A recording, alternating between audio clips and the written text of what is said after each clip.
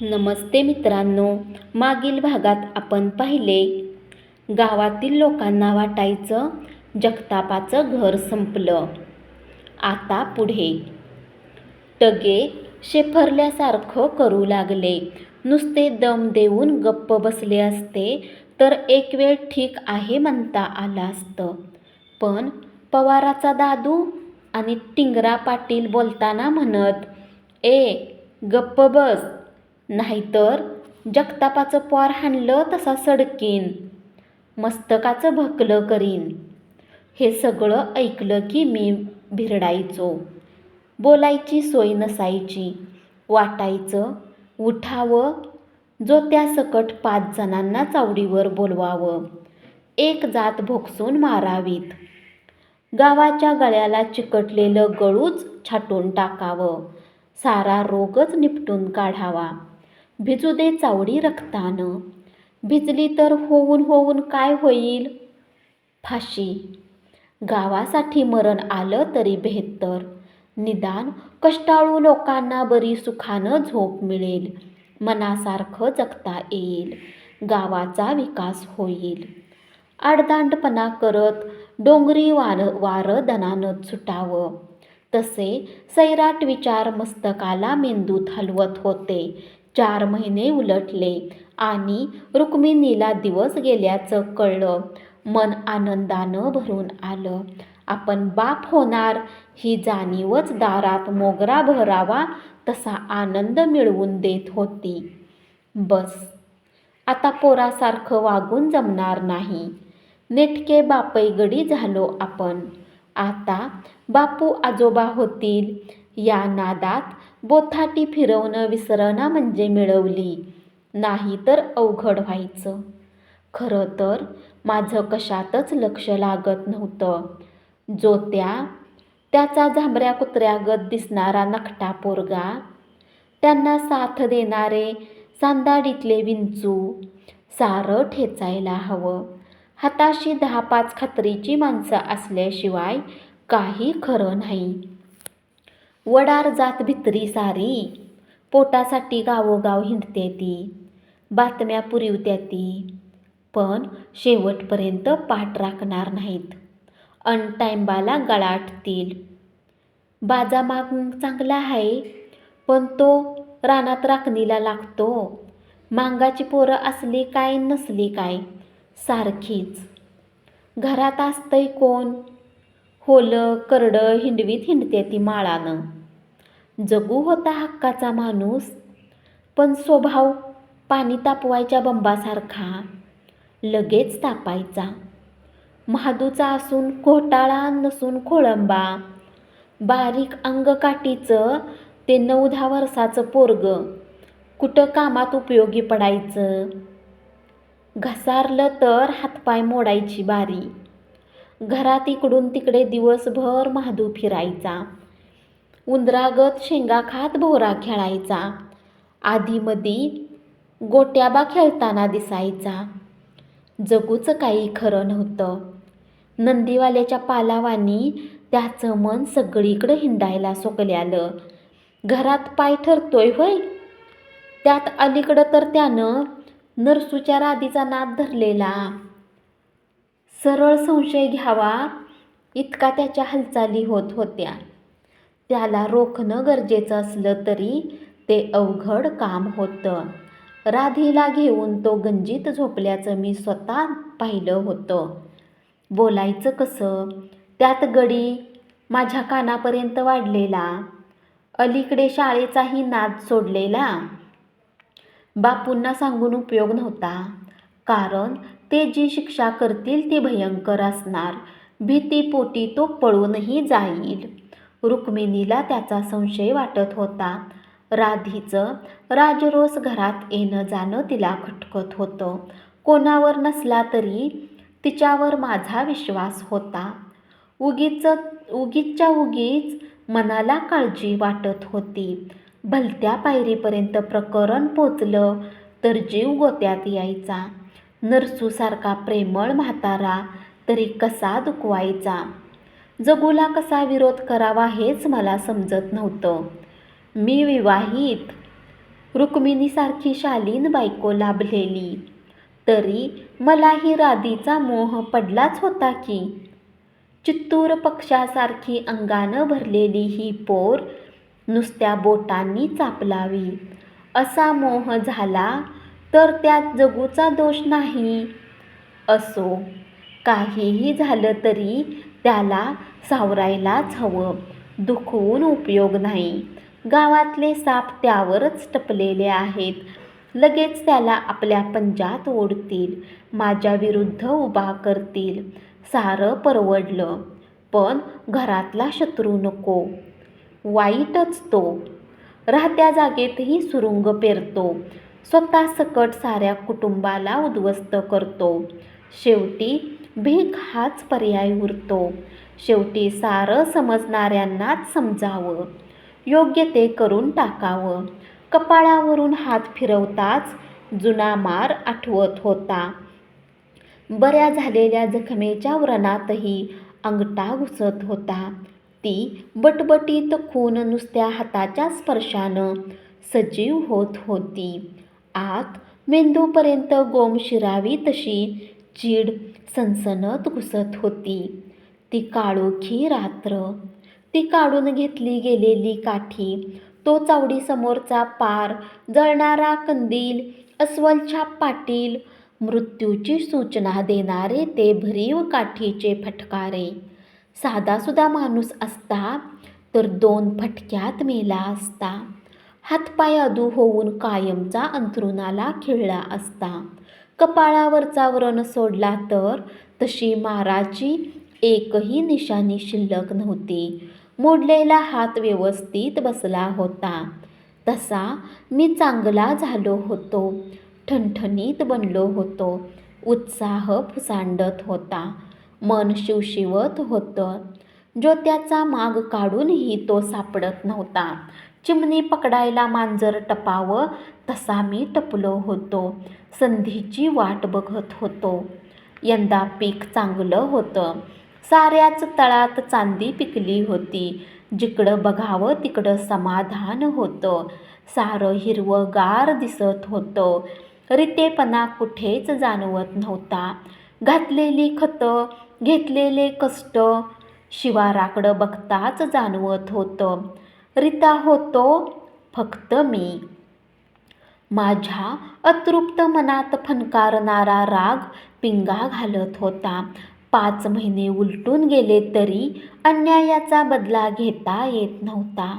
बापलेक शिवारात एकटे सापडत नव्हते. जेव्हा दिसायचे तेव्हा 10-20 माणसांचा घोळकाच असायचा.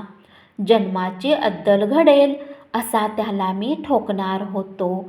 माळावर सरडा ताणून मारावा तसा ज्योत्याला मी मारणार होतो. पोराला अधू करून सारं घर रसातळाला बसवायचं होतं. एकदा सलामीची तोफ व्यवस्थित डागली की मग तक्रार नव्हती. शत्रूच्या साऱ्या छावण्या लुटायला वेळ लागणार नव्हता. टाकलेला घाव वाया जाणार नाही याची मला खात्री होती. मी मनात म्हटलं, ज्योत्या राहून राहून किती दिवस माणसात राहील? केव्हा ना केव्हा एकदा सापडेलच. साप मुंगसाला चुकवू शकत नाही हे तत्त्व मला माहीत होतं. म्हणूनच मी आशा सोडली नव्हती. महादू शाळेतून आला तो उड्या मारीतच दप्तर वहिनीजवळ देत उभ्यानंच पाणी प्यायला आणि गोट्या शोधायला लागला. मी म्हटलं, काय शंभूराजे, आज खुशीत दिसतंय काम? मग आम्हाला नवा मास्तर आला. कवा? आजच. वा, मज्जा आहे. कुठल्या गावचा मास्तर? लांब तिकडचा, कराडकडचा आहे. वा, छान. नाव काय म्हणालास? मसुगडे. बामण दिसतोय. बामण कुठला? रामोशी. पारावरची माणसं म्हणत होती. तो पवाराचा दादूच म्हणत होता. गावात कोण देतंय खोली? तिकडं जाऊन राहा म्हणाव रामोसवाड्यात. असं म्हणला दाद्या. तर नुसता म्हणला नवं, आमच्या हेडमास्तरला सांगत होता पोरासने ऐकू जायला असं. पाहिजे तर त्या हेडमास्तरला विचारा.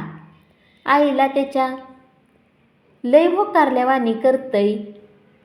माझं एक काम करतोस महादू? नाही, मला गोट्या खेळायला जायचं आहे. ही पावली घे गोळ्याला. त्या मास्तरासनी म्हणा आमच्या अण्णांनी बोलिवलंय. होय, आत्ताच जातो तर. कुणच्या मास्तरला? हेडमास्तरला? शहाणा आहेस, त्या नव्या मास्तरला बोलवून आण. महादू पळाला, सांबराच्या पिलागत उड्या मारीत. मसुगडे मास्तर नमस्कार करून असा काही हसला की मी अवाक झालो. त्याच्या लालबुंद हिरड्या, भेदक नजर, सावळा पण तरतरीत चेहरा, नेहरूंच्या सारखं सरळ नाक, उंची छोटीशीच पण मनगटात विलक्षण रग जाणवत असलेली. मनात आणलं तर ही वामन मूर्ती कुणालाही चितपट करेल हे त्याच्याकडे बघता क्षणी जाणवत होतं. स्वच्छ सदरा आणि स्वच्छ पायजमा, लाल दोऱ्यात गुंतवलेली स्टीलच्या बटनांची माळ त्याच्या छातीवर दिसत होती. तांबडा गोरा गोंडा किंचित दिसत होता. बटणं न लावलेल्या लांब बाह्या मागे खेचीत बोलण्याची त्याला सवय असावी. घरचं बरं असावं, गावाकडून उसनवारी करून आल्यासारखा वाटत नव्हता. या मास्तर या.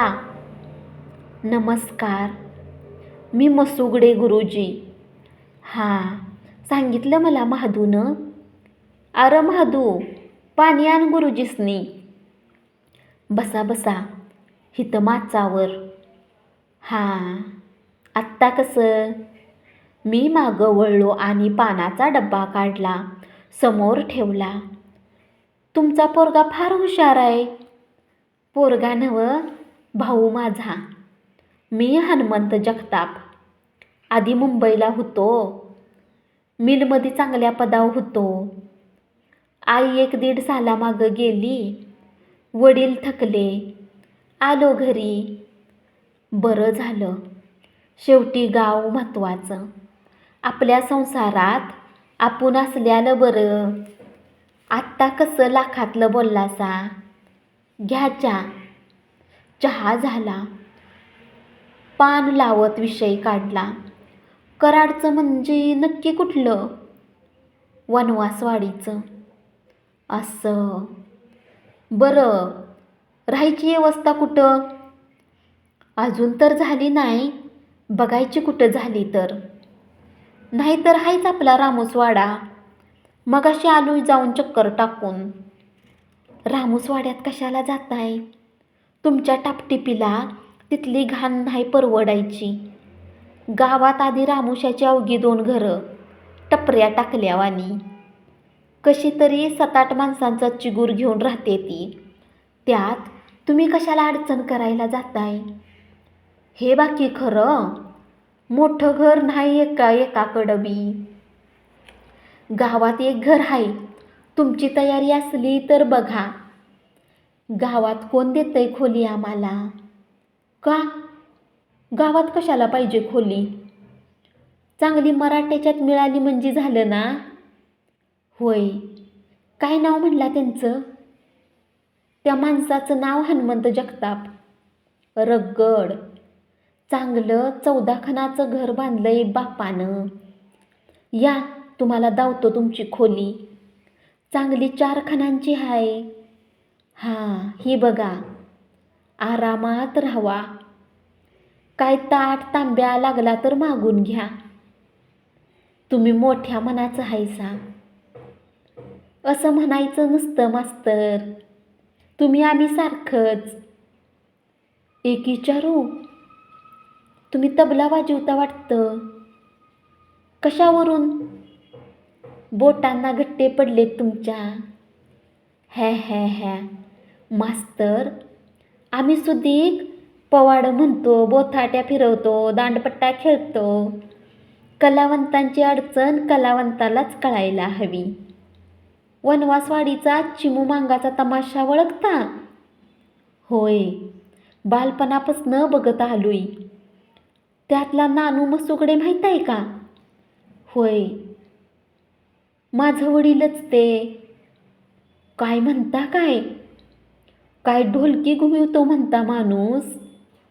वा, त्या ढोलकीच्या नादात ह्या भागातल्या 40 जत्रा म्या पालत्या घातल्या त्या. अशी कला दुर्मिळच मास्तर.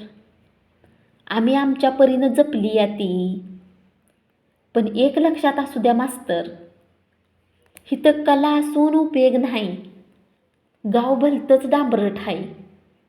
असं नका, आपण आपलं सरळ वागायचं. सरळ सरळ कारभाराला जगू देत नाहीत, आडवं पडत्यात टगे. जगताप साहेब, मी बी जातीचा रामुशी आहे. कुणी गुजर मारवाडी नव्हं. गुरवाला छाट घालून न्हावी कसा पाडायचा हे आपल्याला चांगलंच जमतं. शाब्बास, द्या टाळी.